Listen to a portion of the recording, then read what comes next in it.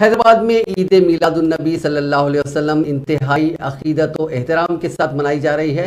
हर सू दरूद सलाम की सदाओं से फिजाएं मुअत्तर हो गई हैं। ख़ासतौर पर हैदराबाद के पुराने शहर के गली गली और कुचे कुचे रंग बिरंगी रोशनियों से जगमगाने लगा है और हर तरफ सब्ज परचम नजर आ रहे हैं।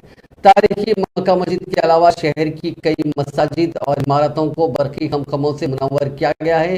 ईद मिलादुन्नबी सल्लल्लाहु अलैहि वसल्लम के मौके पर कई मकामात पर आम ताम का इंतजाम किया गया और कई जगहों पर खून के अतिये के कैंप्स भी मुनक़िद किए गए।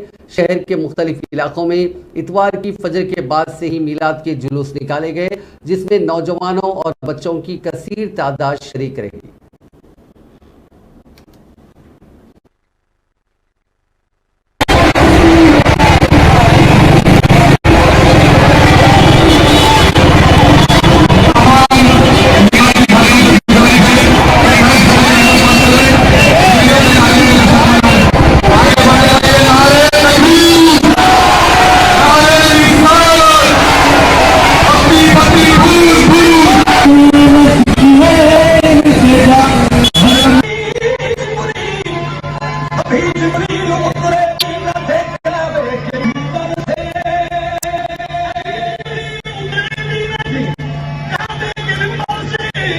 Dream